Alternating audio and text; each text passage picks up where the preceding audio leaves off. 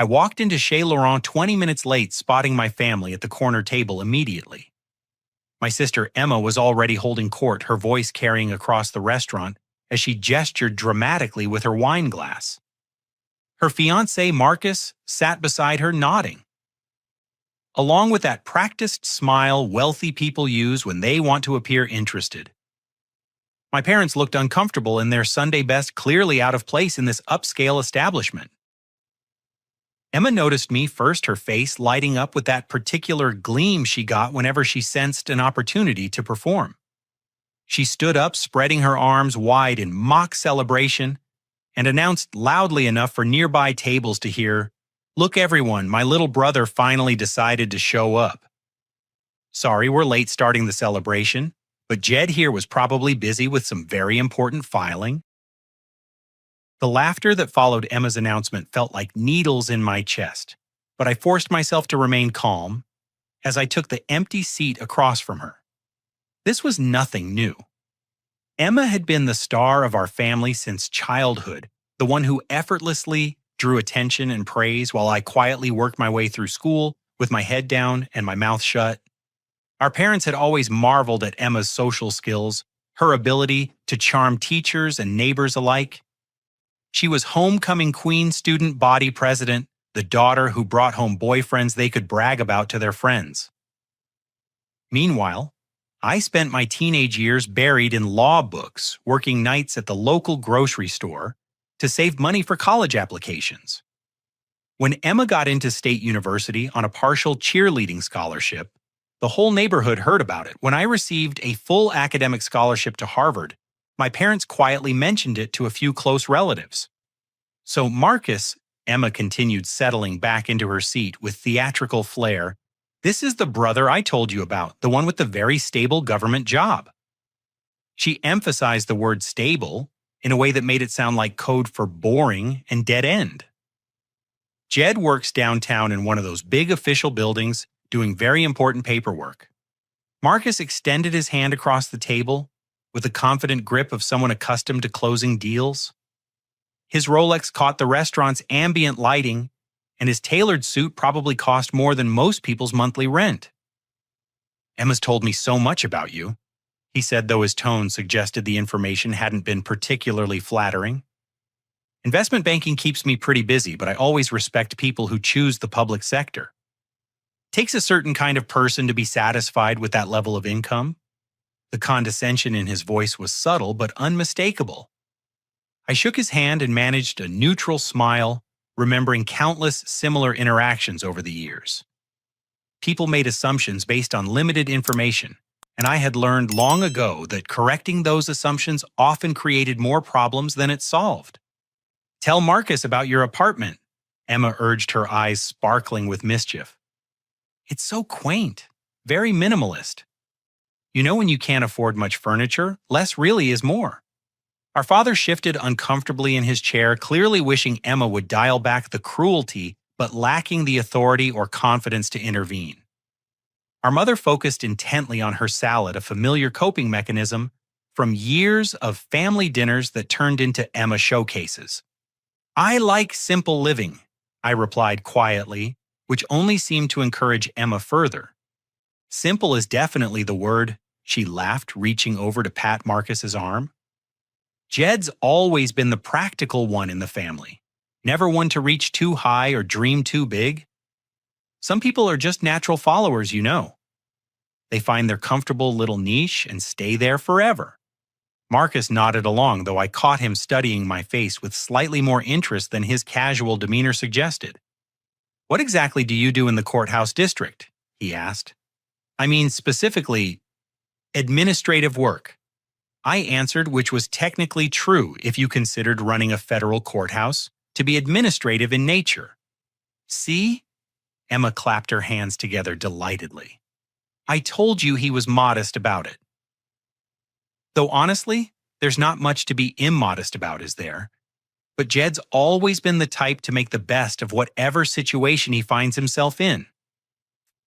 The conversation drifted toward Marcus's work, and I learned that he specialized in corporate mergers and acquisitions. Pulling down what he casually mentioned was a comfortable, mid-six-figure salary. Emma beamed with pride as he described his latest deal involving the acquisition of a chain of luxury hotels across the Southeast. "The commission alone from that deal will pay for our honeymoon," Emma gushed. "We're thinking Tuscany, maybe the Amalfi Coast. Somewhere sophisticated, somewhere that matches our lifestyle." Marcus smiled indulgently and reached into his jacket pocket, producing a small, velvet box. "Actually, I was hoping to make this dinner extra special," he said, opening the box to reveal a diamond ring that caught the light like a small star. "Emma, will you marry me?" The proposal was clearly staged for the family's benefit, since Emma's delighted shriek suggested she had been expecting it. She thrust her hand across the table for our parents to admire the ring, talking rapidly about wedding plans and guest lists. "Of course, we'll need to keep the ceremony somewhat intimate," she said, shooting a meaningful glance in my direction. "Marcus's family moves in very exclusive circles, and we want to make sure everyone feels comfortable. Some people just naturally fit into certain social environments better than others." The implication was crystal clear. I would not be part of the wedding party, possibly not even invited to the reception. Emma had found her ticket to the life she had always believed she deserved, and she wasn't about to let family obligations compromise her new social standing. "That's completely understandable," our mother said quietly, though her eyes reflected the hurt she was trying to hide. "It's your special day, sweetheart." I remained silent, remembering all the nights I had worked double shifts to pay for law school, while Emma sailed through her communications degree on our parents' savings and student loans they couldn't really afford. I thought about the years I had spent clerking for judges who taught me that real power was quiet, respectful, and earned through dedication rather than inherited through connections or acquired through marriage. "Don't worry, though, Jed," Emma added with false sweetness. "I'm sure we can find some way for you to be involved. Maybe you could help with parking or something practical like that." Marcus's phone buzzed and he glanced at it with the practiced efficiency of someone accustomed to being constantly available to clients. His expression shifted slightly as he read the message, but he slipped the phone back into his pocket and returned his attention to the table. "I'm curious about your family's professional backgrounds," he said, his tone suggesting this was casual dinner conversation rather than what felt increasingly like an interview. "Emma mentioned you worked for the Postal Service, sir." He directed this question toward our father, who nodded with the quiet dignity of a man who had spent 35 years ensuring that people received their mail regardless of weather holidays or personal convenience. 35 years, Dad confirmed. "Started as a carrier, worked my way up to supervisor before retirement. Good, steady work union benefits. Nothing glamorous, but it put food on the table and sent both kids to college." "And Mrs. Henderson, you work in accounting." Our mother's smile was strained. "Bookkeeping, actually.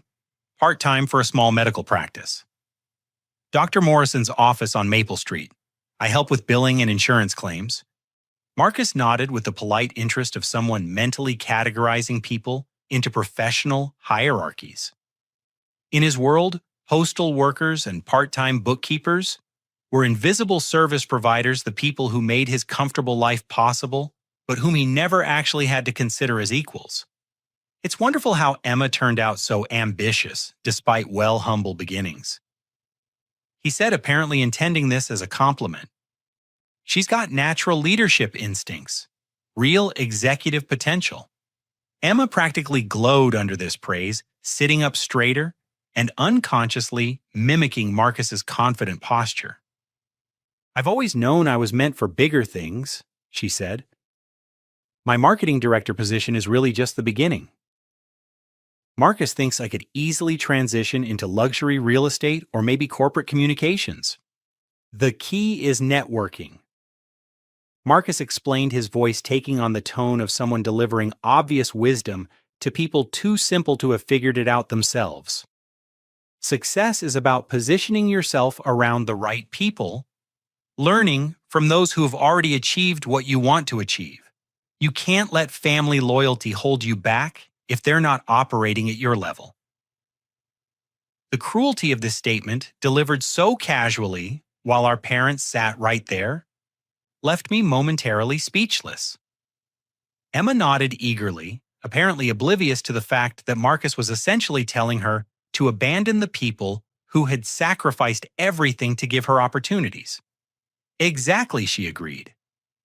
You have to be realistic about people's limitations. Some people are content with small lives, and that's fine, but you can't let their lack of ambition drag you down. Marcus's phone buzzed again, and this time his glance at the screen lasted longer. His eyebrows drew together slightly, and he looked up at me with increased attention. Jed, you mentioned administrative work in the courthouse district. Do you work directly for the city, or is it county government? Federal, I replied simply. Federal bureaucracy, Marcus said with the knowing smile of someone who believed he understood how government worked. That's where the real job security is, right? Benefits, pension, regular hours. I imagine the pace is pretty relaxed compared to private sector. Emma giggled. Jed's always been the cautious type. He probably has his whole career mapped out until retirement. Same desk, same routine, same small paycheck every 2 weeks for the next 30 years. A man in an expensive suit approached our table, and Marcus looked up with surprised recognition. David, what are you doing here? The man smiled broadly. Partner's dinner got moved here last minute. The usual place had a kitchen fire. He gestured toward a large table across the restaurant where several other well-dressed professionals were engaged in animated conversation. Mind if I say hello to your lovely fiancé? Marcus stood to shake hands with his colleague. David Morrison, meet Emma Henderson, my fiancé, and this is her family. David nodded politely to Emma and our parents, then extended his hand to me. David Morrison, Morrison Clark, and Associates. Jed Henderson, I replied, shaking his hand. David's expression changed subtly, and he tilted his head as if trying to place something. Jed Henderson? That name sounds familiar. Do we know each other professionally? Marcus laughed. I doubt it. Jed works in government administration. Probably never had occasion to cross paths with corporate law. David continued studying my face. Henderson, Federal Courthouse District. Wait a minute. His eyes widened slightly and he leaned closer to Marcus. Could I speak with you privately for just a moment? Marcus looked puzzled, but followed David a few steps away from the table. I watched as David spoke quietly but urgently into Marcus's ear, gesturing discreetly in my direction. Marcus's confident expression gradually transformed into something approaching concern, then what looked suspiciously like panic. When they returned to the table, Marcus's entire demeanor had shifted. His casual arrogance had been replaced by a nervous energy that he was trying unsuccessfully to hide. He kept glancing at me as if seeing me clearly for the first time. Everything all right? Emma asked, noticing the change in her fiancé's behavior. Fine, Marcus said quickly. Just some business complications. Nothing that can't be handled. But David wasn't quite ready to let the moment pass. Mr. Henderson, I have to ask. Do you by any chance work at the federal courthouse on 5th Street? I do, I confirmed. Emma rolled her eyes. See, I told you he was modest about his little government job. Jed's always been secretive about work. Probably afraid we'll be too impressed by his very important filing responsibilities. David and Marcus exchanged a look that Emma completely missed. David excused himself and returned to his colleagues, but not before giving me a respectful nod that seemed to leave Marcus even more unsettled. So, anyway, Emma continued, oblivious to the undercurrents now flowing through the conversation. Marcus was telling me about the country club his family belongs to. They have a golf course designed by some famous architect, and the membership waiting list is apparently years long. She launched into detailed descriptions of the luxury lifestyle she was about to enter, painting pictures of charity galas and weekend trips to Martha's Vineyard. Marcus nodded along mechanically, but his attention kept drifting back to me with an expression I was beginning to recognize as dawning professional dread. Emma was in full performance mode, now describing the wedding venue Marcus's family had secured through their social connections. "It's this gorgeous estate in Westchester County," she gushed. "The grounds are absolutely stunning, and they only host a few select events each year." Marcus's mother had to call in several favors just to get us on the calendar. Our parents listened with the mixture of pride and bewilderment that had characterized their relationship with Emma's ambitions for years. They were happy for her success, but increasingly aware that her new life would have little room for their modest existence. Marcus's phone buzzed a third time, and this time he answered it despite the social awkwardness of taking calls during dinner. "Excuse me," he said, rising from his chair. "This is urgent." While he stepped away from the table, Emma seized the opportunity to deliver what she clearly considered the coup de grace of her evening's entertainment. "You know what the funniest part is?" she said, lowering her voice to a conspiratorial whisper that somehow managed to carry to neighboring tables. "Jed makes less in a year than Marcus spends on his car payments." "Isn't that incredible?" I found out when Mom accidentally mentioned his salary range last month. She proceeded to share specific numbers that made our parents shift uncomfortably in their chairs. The figures weren't entirely accurate, but they were close enough to be embarrassing and far enough below Marcus's income to make her point devastatingly clear. "And he's 32 years old," she continued, warming to her theme. "Most people his age are buying houses, starting families, building real wealth. But Jed's still renting that tiny one-bedroom apartment near downtown. I swear the place is smaller than Marcus's walk-in closet." Our mother finally spoke up. "Emma, honey, maybe we could talk about something else." "Oh, come on, Mom. It's not like any of this is secret. Besides, Marcus should know what he's getting into with our family. Better to be honest about everyone's situation, right?" She launched into stories from our college years describing how I had worked as a night custodian in the law library to help pay tuition. She made these sacrifices sound pathetic rather than admirable, painting a picture of someone too proud or too foolish to accept a more realistic assessment of his limitations. "The best part," she continued, "is that he still acts like those years studying law were somehow preparation for bigger things, like pushing papers in a government office requires a law degree from Harvard. Talk about overqualification." This casual mention of Harvard seemed to register with our father, who looked up sharply. He had forgotten in the face of Emma's relentless mockery that his son's educational achievements were actually quite remarkable. Marcus returned from his phone call, looking pale and distracted. He sat down heavily and reached immediately for his wine glass, draining it in 2 large swallows. "Bad news?" Emma asked, though her concern seemed more focused on how his mood might affect her evening than on his actual well-being. "Complicated client situation," Marcus replied. "Some issues with a federal court filing that need immediate attention." Emma nodded sympathetically, but quickly steered the conversation back to wedding planning. "Anyway, I was just telling everyone about the catering budget. Marcus's family insists on using this exclusive company that handles all the high society events in the area. The menu alone is going to cost more than some people make in 6 months." She shot me a meaningful look to ensure I understood that I was included in the category of people who made less in 6 months than she planned to spend on wedding food. "The guest list is going to be amazing," she continued. "Senators, judges, Fortune 500 executives." Marcus's father's connections are just incredible. Of course, we'll need to be very selective about +1s and family invitations. You understand how these things work in sophisticated circles. Marcus was barely listening. He kept checking his phone and glancing around the restaurant as if expecting unwelcome news to arrive at any moment. His earlier confidence had evaporated, completely replaced by a nervous energy that was becoming increasingly difficult to hide. "Marcus, are you feeling all right?" our mother asked with genuine concern. "Fine," he said quickly. "Just some work pressure." You know how it is in corporate law. Clients expect immediate solutions to complex problems. Emma leaned over to rub his shoulder reassuringly. "Poor baby. This is exactly why I'm so grateful Jed chose government work. No stress, no pressure, no real responsibility. He gets to clock in, do his little administrative tasks, and clock out without a care in the world. Sometimes I think there's something to be said for a simple life." The patronizing sympathy in her voice was almost worse than her earlier cruelty.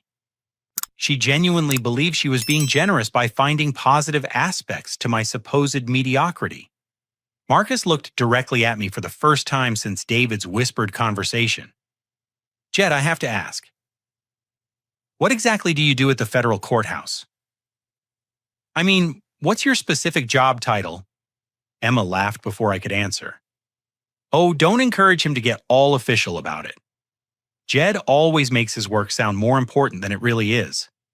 It's sweet, actually.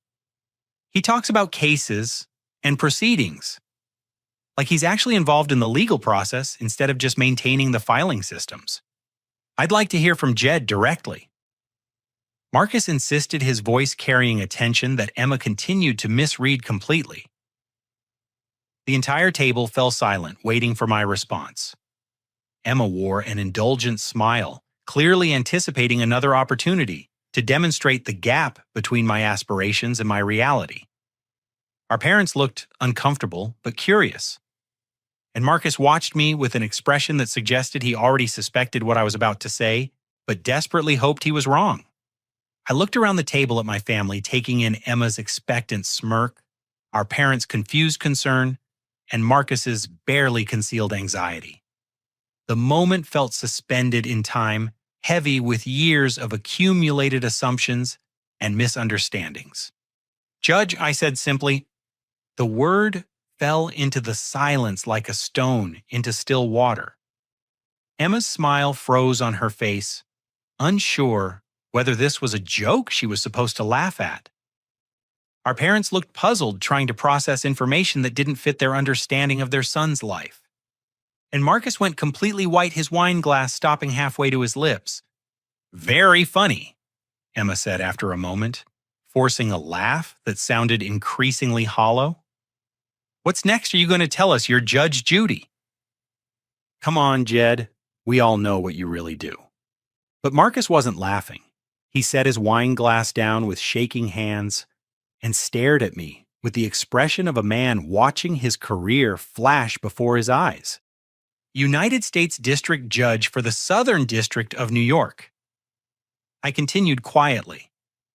"I was confirmed by the Senate 3 years ago." The silence that followed was absolute. Even the ambient noise of the restaurant seemed to fade as my family struggled to process this information. Emma's mouth opened and closed soundlessly, her brain apparently unable to reconcile this revelation with the narrative she had constructed about my life. Marcus found his voice first. "Your Honor." He began, then stopped himself. "I mean Judge Henderson. I had no idea. I'm so sorry. My firm Morrison Clark and Associates, we regularly appear before the federal courts. We have nothing but the highest respect for the judiciary." His transformation was immediate and complete. The condescending investment banker had vanished, replaced by a nervous attorney who suddenly understood that he had spent the evening insulting a federal judge in front of witnesses. "This isn't possible," Emma whispered, but her voice lacked conviction. She was beginning to understand that the joke wasn't on me after all. Our father leaned forward, his weathered hands clasped tightly on the table. "Jed, is this true? Are you really a federal judge?" I nodded. "The administrative work I mentioned involves running the courthouse, managing the docket, overseeing court staff. It's quite a bit of administrative responsibility, actually." Our mother started crying, but they were tears of pride mixed with shame. "Why didn't you tell us?" she asked. "All these years we thought you were just what, Mom, and just a disappointment, just someone who never lived up to Emma's achievements." The words came out more bitterly than I had intended, but years of family gatherings where my accomplishments were dismissed or ignored had taken their toll. I had learned to keep my professional life separate from my family, precisely because I was tired of having my choices minimized and my success measured against Emma's more visible achievements. Emma was frantically trying to salvage the situation. "I knew," she said desperately. I mean, I knew Jed was successful. I was just being modest about it. You know how it is with family, you don't want to brag too much. Marcus wasn't buying it. Neither were our parents, who were beginning to remember years of conversations where Emma had systematically diminished my accomplishments and discouraged them from asking too many questions about my work. The courthouse where you work, Marcus said carefully, that's the Southern District Courthouse on 5th Street. That's right. And you preside over federal cases, criminal and civil, both. Corporate fraud, securities violations, civil rights cases, criminal prosecutions, the usual federal docket. Marcus's face went through several shades of pale as he mentally reviewed every disparaging comment he had made about government workers and public service careers. He was undoubtedly also thinking about his law firm's pending cases and wondering whether any of them might eventually appear on my docket. Other diners had begun to notice the drama unfolding at our table. Emma's earlier loud commentary about my supposed failures had attracted attention, and now people were openly staring as they tried to piece together what was happening. This is incredible, our father said, his voice filled with wonder. Our son is a federal judge. Do you understand what this means, Helen? Our Jed is one of the most important legal officials in the state. The pride in his voice was unmistakable, but so was the underlying sadness. He was realizing how much of my life he had missed, how many achievements he had failed to celebrate because he hadn't understood their significance. Emma was spiraling. But you never said anything. You let us all think you were just doing paperwork. You made us look like fools. I made you look like fools, I asked quietly. Emma, you've spent the entire evening telling everyone how pathetic my life is. You've mocked my income, my apartment, my education, my career choices. You've made it clear that I'm an embarrassment to the family. When exactly was I supposed to interrupt your performance to correct your assumptions? Marcus was now sweating visibly. Judge Henderson, please understand I had no idea about your position. If I said anything inappropriate or disrespectful, I sincerely apologize. My comments about government service were completely out of line. Your comments were honest reflections of your values, I replied. I appreciate the honesty, actually. Emma looked desperately around the table, searching for some way to regain control of the situation. This is all just a big misunderstanding, she said. We're family. We support each other. Right, Jed? Tell them we support each other. But support had been notably absent from our relationship for years, and everyone at the table knew it. Our parents were beginning to understand the extent to which they had allowed Emma's version of reality to shape their perception of both their children. The restaurant had grown quieter as more people became aware of the drama at our table. Servers whispered to each other near the kitchen, and I caught several people discreetly taking pictures with their phones. By tomorrow, this would be all over social media, and Marcus's professional reputation would be tied forever to his treatment of a federal judge. Emma excused herself to the restroom, and I watched her walk away with the unsteady gait of someone whose entire world had just shifted beneath her feet. Marcus immediately leaned across the table, his voice low and urgent. Judge Henderson, I need you to understand something. Everything I said tonight, every comment about your family or your career, it came from complete ignorance. I had absolutely no idea about your position or your background. I understand that, Marcus, your comments were based on the information you had been given. He glanced nervously toward the restroom. Emma told me you worked in filing or records management. She said you had never really found your direction after college, that you were the kind of person who was content with a small, stable job. I would never have spoken that way if I had known the truth. Our parents were listening to this exchange with growing understanding of how thoroughly Emma had misrepresented my life to her fiancé. The scope of her deception was becoming clear, and with it the cruelty of her evening's entertainment. She doesn't know, does she? Our mother asked quietly. Emma really has no idea what you do for a living. She's never asked, I replied. Whenever I try to talk about work, she changes the subject or makes jokes about government bureaucracy. It became easier to just let her assumptions stand rather than fight for her attention. Marcus's phone buzzed again, and he glanced at it with visible dread. That's David Morrison again. Word is already getting out about tonight. The legal community in this city is smaller than people think. As if summoned by our conversation, David Morrison appeared at our table again this time, accompanied by 2 other lawyers from his firm. Their approach was deferential, in a way that Marcus clearly recognized and feared. Judge Henderson, David said formally, I wanted to introduce you to my colleagues Sarah Chen and Michael Rodriguez from our federal practice group.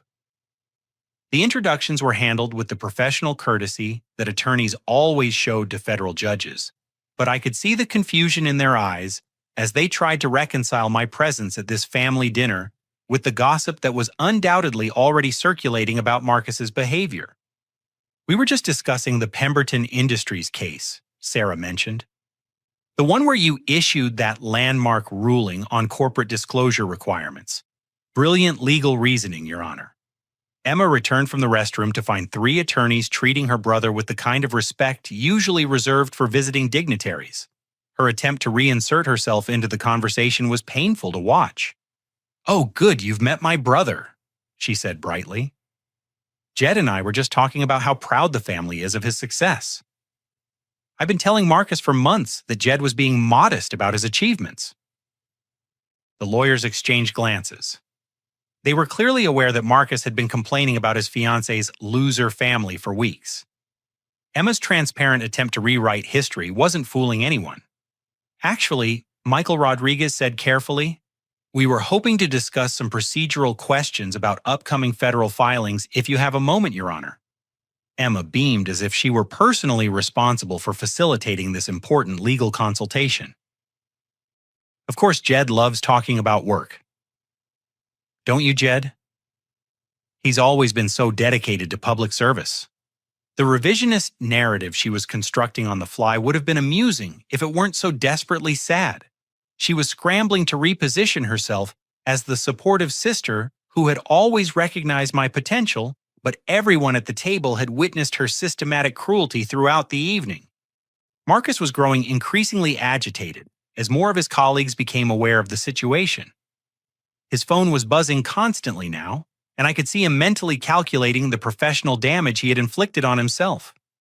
Emma, he said quietly, we need to talk privately. Can it wait?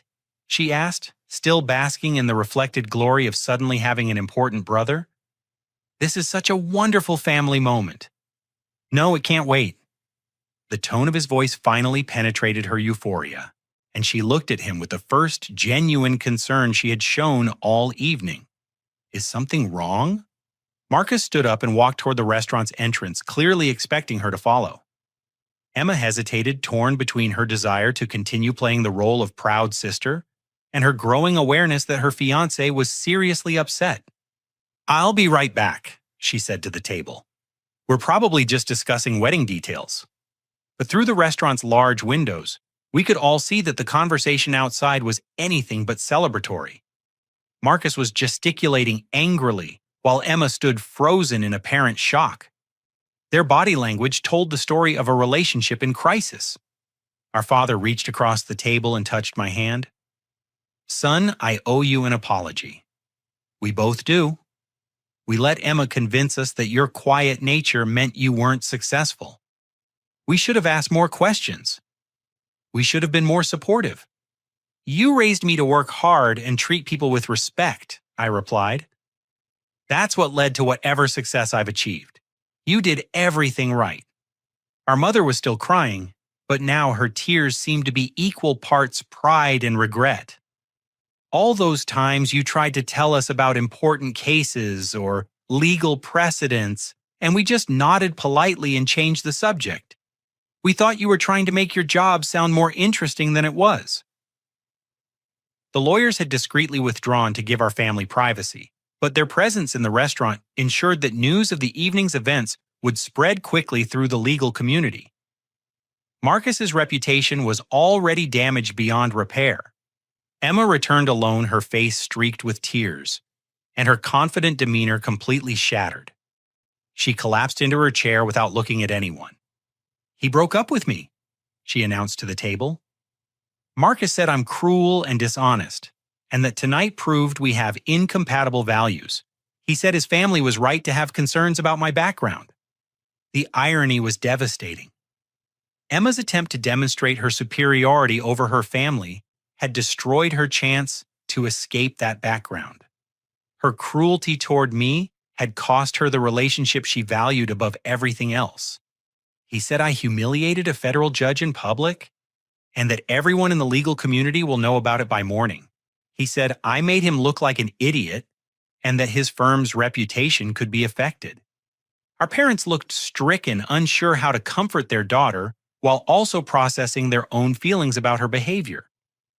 The evening had revealed aspects of Emma's character that were difficult to reconcile with their image of her as their successful, ambitious child.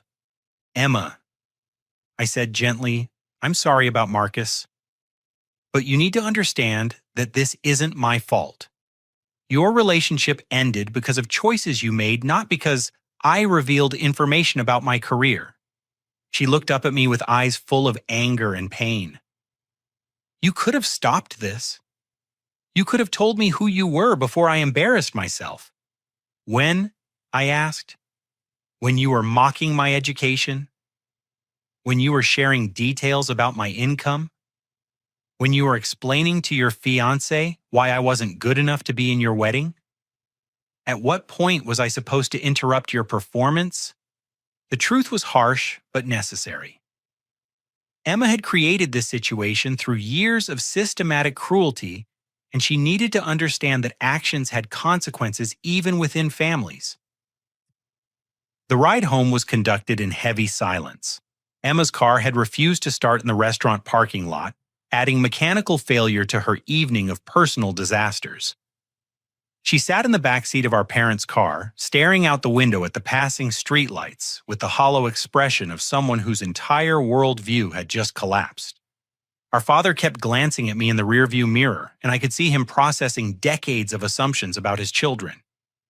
He was beginning to understand that the son he thought lacked ambition had actually surpassed every expectation, while the daughter he considered his greatest success had revealed a capacity for cruelty that shocked him. "Jed," he said quietly, "when you were confirmed as a federal judge, was there a ceremony? Some kind of official swearing in?" "Yes, at the courthouse. Chief Judge Williams administered the oath." "Were we invited?" The question hung in the air like an accusation. The truth was that I had stopped sharing important milestones with my family years earlier, tired of having my achievements minimized or overshadowed by Emma's latest drama. "I wasn't sure you'd be interested," I replied honestly. Family gatherings had become pretty focused on Emma's career and social life. I figured you had more important things to worry about. Our mother turned in her seat to face me. "We missed our son becoming a federal judge because we were too wrapped up in Emma's marketing job to pay attention to what you were accomplishing." The devastation in her voice was unmistakable. She was realizing that while they celebrated Emma's relatively minor professional achievements, they had completely ignored their son's rise to one of the most prestigious positions in the American legal system. Emma finally spoke, her voice barely above a whisper. "How long have you been a judge?" 3 years. I was nominated by the president and confirmed by the Senate when I was 29. It was covered in all the major legal publications and several newspapers." "I don't understand," she said. "How is this possible?" "You were working at that law firm after college doing research or something. How did you go from that to being a federal judge?" The question revealed the extent of her ignorance about my life. She had no idea that my research job had been a clerkship with Supreme Court Justice Thomas, one of the most prestigious positions available to young lawyers. She didn't know about the years I had spent in the U.S. Attorney's Office prosecuting federal crimes or the landmark cases I had handled as a federal prosecutor. After my clerkship with Justice Thomas, I joined the U.S. Attorney's Office. I explained. I spent 5 years prosecuting federal crimes before moving into private practice with Davis Stern and Associates. When Judge Morrison announced his retirement, I was nominated to fill his position. Each revelation seemed to hit Emma like a physical blow. She was learning that while she mocked my supposed lack of ambition, I had been building one of the most distinguished early careers in American law. Our father pulled into the driveway of their modest, suburban home, and we all sat in the car for a moment, unsure how to end an evening that had fundamentally changed our family dynamics. "I need to ask you something, Emma," our mother said, turning to face her daughter. "Did you know about any of this? Did you know about Jed's real career and choose to hide it from us?" Emma's silence was answer enough. She had known enough to understand that my work was more significant than she pretended, but she had deliberately minimized my achievements to maintain her position as the family's success story. "You let us miss our son's greatest achievements because you were jealous." Our father said, his voice filled with a disappointment that seemed to age him years in moments. "I wasn't jealous," Emma protested weakly. "I just thought, we were all doing well in our own ways. There was no reason to make a big deal about everything." But her protests rang hollow. The truth was evident to everyone in the car. Emma had systematically suppressed information about my success to preserve her status as the family's primary source of pride. We went inside the house and I found myself looking around the familiar rooms with new eyes. The walls were covered with photographs and mementos from Emma's life graduation pictures, cheerleading trophies, newspaper clippings from her marketing campaigns. There were no visible reminders of my achievements, no indication that the family had any reason to be proud of their son. Emma disappeared into her old bedroom, and we could hear her making frantic phone calls, presumably, to friends who might offer sympathy for her romantic disaster. But word of the evening's events was already spreading through her social circle, and I suspected she would find little comfort there. Our parents and I sat in the living room trying to process the magnitude of what had been revealed. The silence was broken only by the sound of Emma's muffled sobs from upstairs. "I don't understand how we got this so wrong," our mother said finally. "How did we become the kind of parents who ignored one child's success while enabling another child's cruelty?" "You're not bad parents," I assured them. "Emma is charming and outgoing, and her achievements are easy to understand and celebrate. My work is more complicated to explain, and I stopped trying to share it when I realized you weren't really interested." Our father shook his head. "We failed you, son. We let Emma's personality overshadow your substance, and we created a family dynamic where her opinion mattered more than the truth." The conversation continued late into the evening, with my parents asking detailed questions about my career and expressing amazement at opportunities and achievements they had never known to celebrate. They were good people who had been manipulated by a daughter who refused to share the spotlight even with her own brother. Emma eventually emerged from her room, her eyes red from crying, but her expression hardened with a new kind of desperation. "I need your help," she said to me without preamble. "Marcus won't return my calls, and I think he's going to spread this story all over the city. You're a judge now. You have influence. You could talk to him. Explain that tonight was just a misunderstanding." The audacity of her request was breathtaking. After spending years undermining my achievements and an entire evening humiliating me in public, she expected me to use my position to clean up her mess. "Emma, I can't and won't interfere in your personal relationships. And even if I could, why would you want to marry someone who would abandon you the moment he learned about your family's true background?" "Because I love him," she said desperately. "Because this was my chance to have the life I've always wanted. Because you don't understand what it's like to have everything you've worked for destroyed in one night." The lack of self-awareness was staggering. Emma still couldn't see that she had destroyed her own relationship through her treatment of others. She was looking for someone else to blame someone else to fix the consequences of her choices.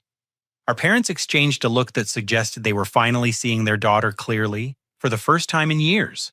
The golden child who could do no wrong had revealed herself to be capable of stunning cruelty and shocking selfishness.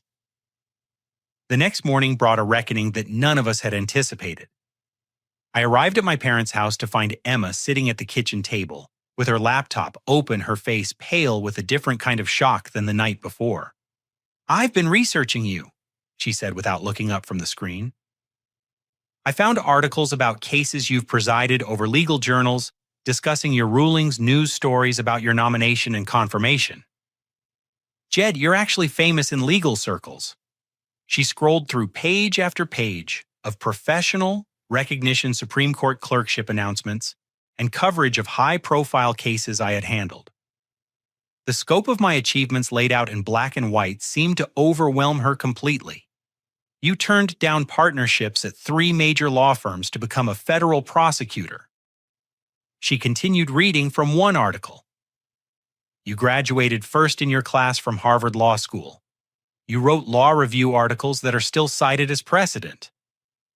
You're considered one of the most promising young jurists in the country." Our parents sat down beside her, also seeing the full scope of my career for the first time. The pride on their faces was mixed with profound regret for all the celebrations they had missed, all the achievements they had failed to acknowledge. "There's a picture here from your confirmation ceremony," our mother said softly. "You look so serious and dignified in your robes. We should have been there. We should have been the proudest parents in the room." Emma closed the laptop and looked at me with something approaching genuine remorse. "I destroyed my relationship with Marcus, but that's not even the worst part. The worst part is realizing that I've been treating my brother like he was a failure when he was actually more successful than I could ever dream of being." "Success isn't a competition, Emma." "Isn't it, though?" she asked. "I spent my whole life trying to be the star of this family, and it turns out you've been a constellation, while I was just a flickering candle." The metaphor was surprisingly poetic, for Emma suggesting that the crisis was forcing her to think more deeply about herself and her relationships than she had in years.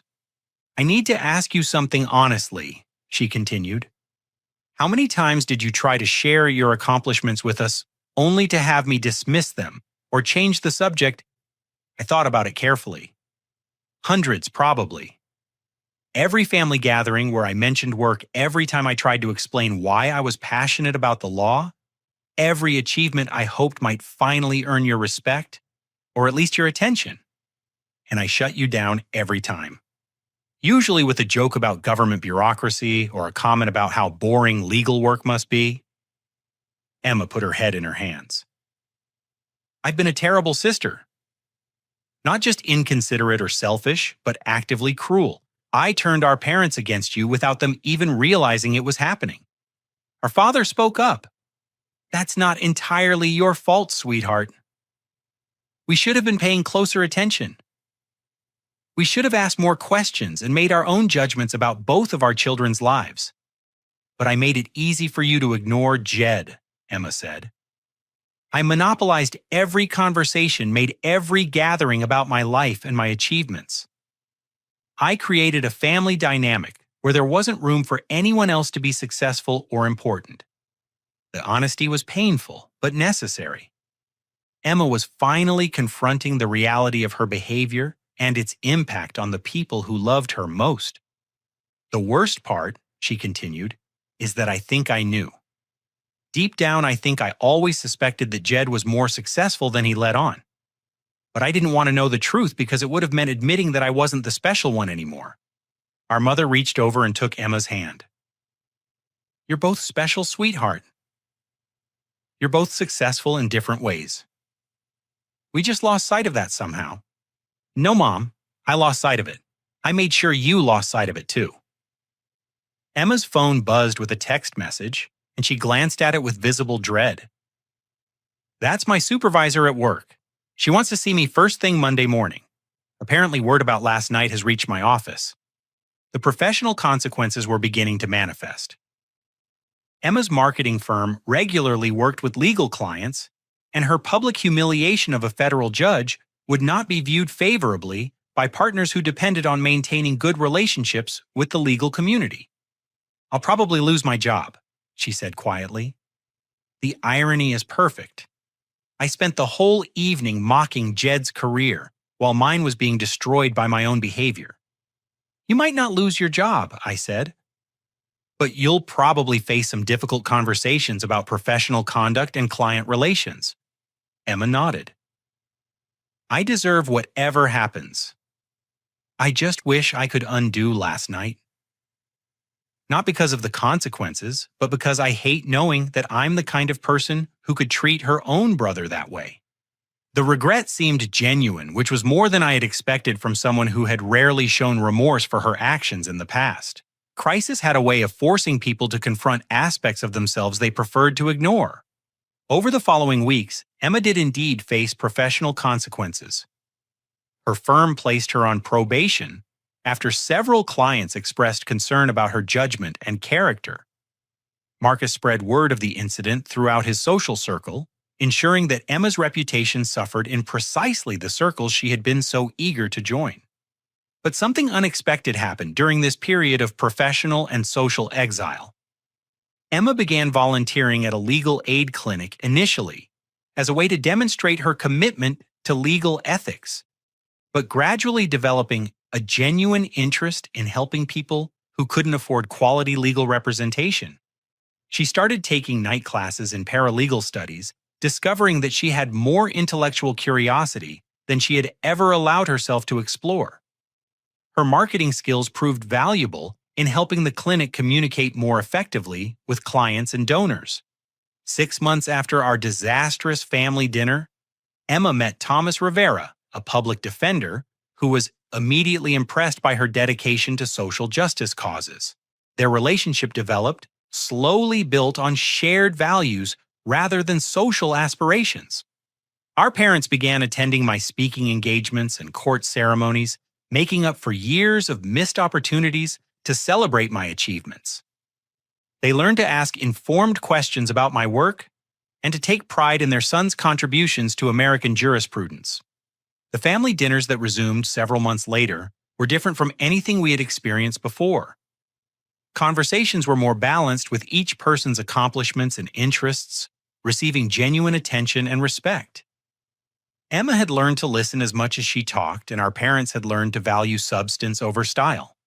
Emma's wedding to Thomas was a small ceremony held in a community garden reflecting their shared commitment to environmental sustainability and social justice.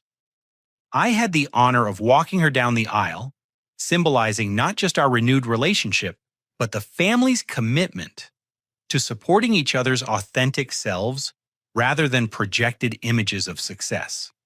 The evening that had begun with Emma's cruel mockery had ultimately forced our family to confront fundamental questions about love, success, and the values that truly mattered.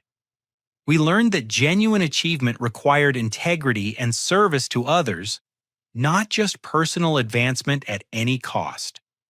In my judicial robes, I had found not just professional success, but the opportunity to serve justice and protect the vulnerable. Emma, in her paralegal studies and legal aid work, had discovered that helping others was more fulfilling than impressing them. Our parents learned that both their children were worthy of pride, just in different ways. The lesson that emerged from our family crisis was simple, but profound. True success is measured not by wealth or social status, but by the positive impact we have on others and the integrity with which we live our lives. When we base our relationships on authentic care rather than competitive achievement, we create space for everyone to flourish. Looking back, I realized that Emma's cruel performance at that restaurant dinner was actually a gift, though none of us recognized it at the time. It forced our family to abandon the pretenses that had been poisoning our relationships for years and to build something healthier on a foundation of honesty and mutual respect. Sometimes the most painful moments in our lives become the catalysts for the most important growth. Our family learned to value each other, not for what we achieved, but for who we truly were beneath all the achievements and disappointments. As I write this story, I want to ask you something important. Have you ever found yourself in a situation where family members or loved ones underestimated your worth or dismissed your achievements? How did you handle it, And what did you learn about the difference between seeking validation and staying true to your values? Please share your thoughts in the comments below. Your experiences might help someone else who's facing similar challenges. If this story resonated with you, I'd be grateful if you'd take a moment to like this video, subscribe to the channel for more stories about overcoming family challenges and finding your authentic path to success, and share this with someone who might benefit from hearing about second chances and the power of honest communication. Thank you for listening to our family's journey from dysfunction to healing. Remember that it's never too late to build better relationships based on truth, respect, and genuine love for each other's authentic selves. Until next time, take care of yourselves and the people who matter most to you.